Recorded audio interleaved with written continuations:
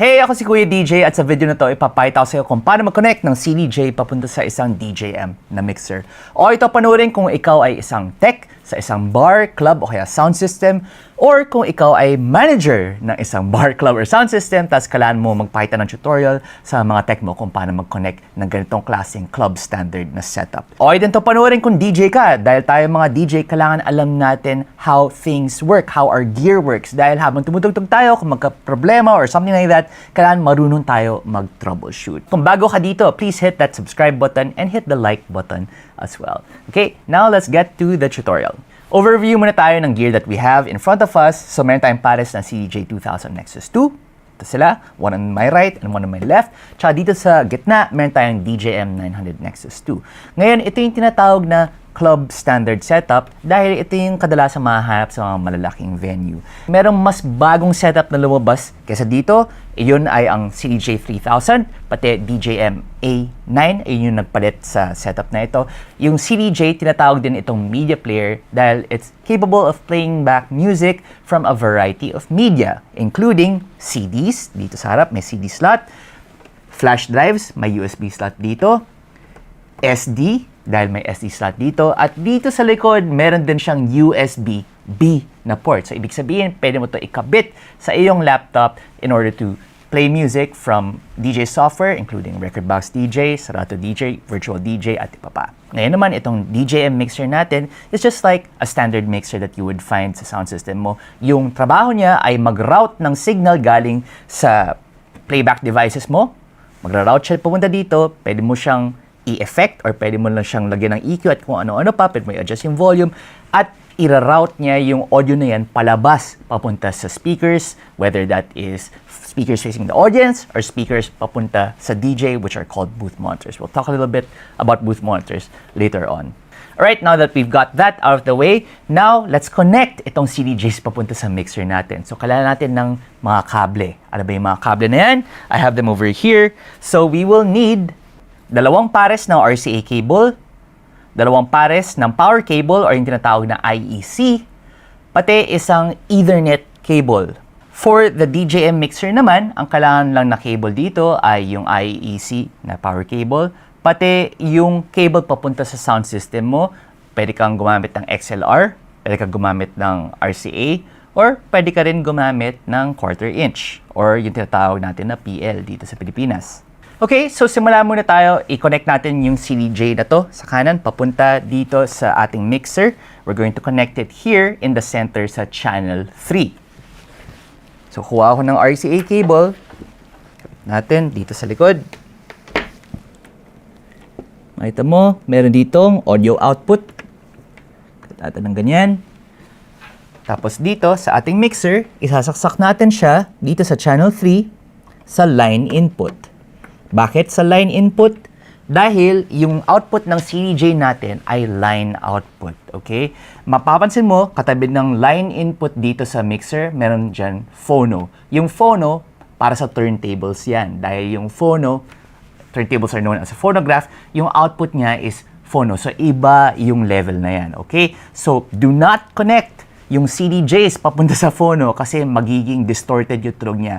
Yung output ng CDJs, alalahanin, yung output ng CDJs, dapat kinakabit siya papunta sa line input ng mixer. Okay? So, we've connected the RCA over there. Ngayon, kabit naman natin ang power cable or yung IEC dito sa likod. Yan. Okay, make sure na mahigpit siya. And then, may isa pa tayong cable na kailangan i-connect at ito ay ang Ethernet cable. Para saan ba tong Ethernet cable? Tawag din dito ay isang LAN cable. Maglalaro ba tayong red alert? Hindi. Kailangan to ikabit from one CDJ to the other. Para sa gayon, ang kailangan mo lang gamitin ay isang flash drive. Isang flash drive or isang SD card. Pag sinasak mo yan sa isang CDJ, kailangan mo lang pindutin yung isang link button dito sa kabila. Tapos, lalabas na dito yung songs mo, yung buong library mo, without having to bring another flash drive for it or another SD card, okay? Kaya, importante itong Ethernet cable. Kasi kung hindi ito isaksak, baka tanongin ng DJ na parang, okay, bakit yung mga kanta ko hindi lumalabas dun sa kabilang CDJ, di ba? So, you need to connect this too. Okay, So, na-connect na natin tong CDJ to my right dito sa ating mixer on channel 3.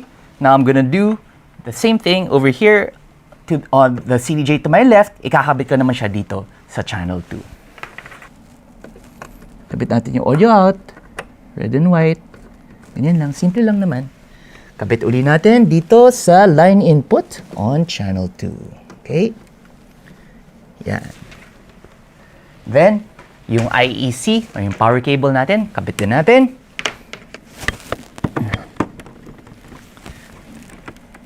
There we go. And then, itong LAN cable or yung Ethernet cable, kabit din natin, saksak natin sa likod nitong pangalawang CDJ.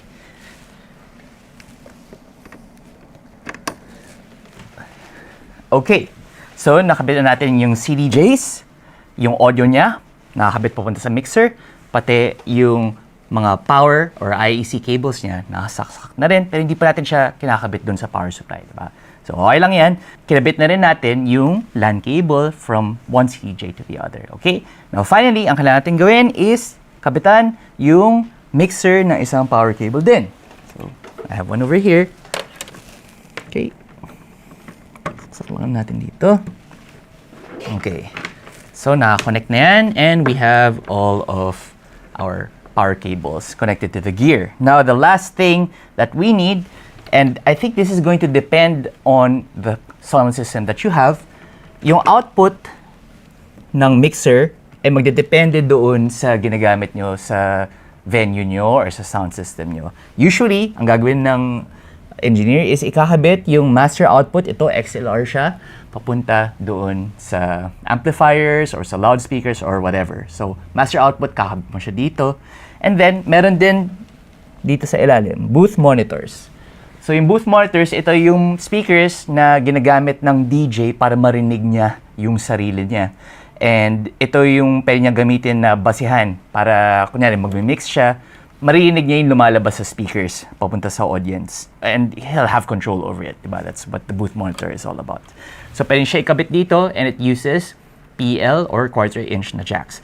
Ngayon, kung RCA yung ginagamit na input ng speaker mo or amplifier or something like that, meron ding master output na RCA na saksakan over there. So, it's up to you. Depende sa kung anong system yung gamit mo. Okay? So, having done all of that, ngayon, isaksak na natin yung mga power cables para ma-power on na natin tong CDJs natin, pati DJM na mixer. So, dito, meron akong extension. Just to review, sinaksak na natin yung CDJs natin. Pupunta sa mixer, yung mixer nakasaksak na rin.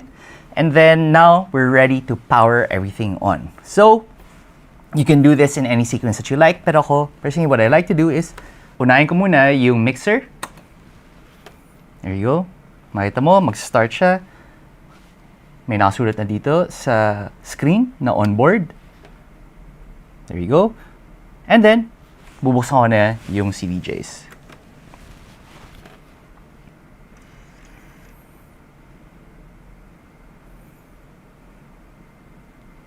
Yun. Ganun lang kasimple at ganun lang kabilis. And, you know, if this is the first time that you're actually building or putting together a setup like this, parang ang daming moving parts, di ba? Pero masasanay ka rin over time. Ngayon, having turned this on, nakita natin na meron ng power, gumagana yung mga screens. Ang kailangan natin gawin is to check kung merong audio na lumalabas galing sa CDJ at kung tama yung routing niya papunta dito sa ating mixer. Okay? So, to do that, kukuha muna ako ng device na pwede natin gamitin for playback. Ito ay ang flash drive which contains my music which I use when I DJ. So, kakabit ko siya dito sa CDJ to my right. Saka lang ng ganyan. And then, pipindutin ko USB. Tapos, pili lang ako ng kanta. Let's see. Ito. House music na muna tayo. So, I'm gonna press play. And makita mo na sa screen dito, on the CDJ, tumatakbo na yung song, di ba? Gumagana siya. Pero if you take a look at the mixer, bakit walang audio na pumapasok? Rason ay dahil yung selector dito sa pinakataas, hindi siya nakaset dun sa input na kailangan natin. Remember na yung CDJ, nakakabit siya papunta dito sa line input nitong channel 3, di ba? Sa ngayon na nakaselect yung input A. This is used for itong USB jacks. Kumbaga, pag magkoconnect tayo ng computer or something like that, ito yung gagamitin natin, ito yung pipiliin natin. But that's not the case right now. What we need to do is we need to change the selector over onto line kasi sa line input tayo nakakabit, di ba? Ayan. So makita mo na meron nang pumapasok na audio dito at meron ng ilaw. Pati dito sa master output natin, may ilaw na rin. So, hinaan na natin ng konti. Ayan.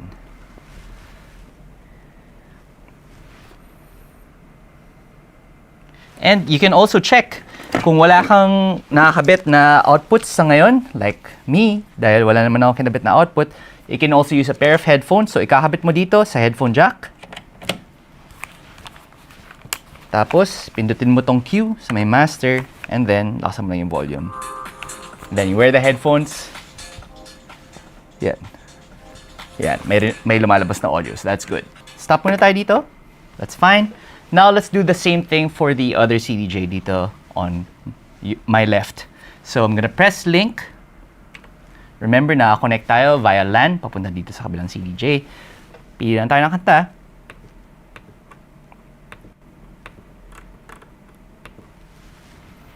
And then, I'm gonna hit play again.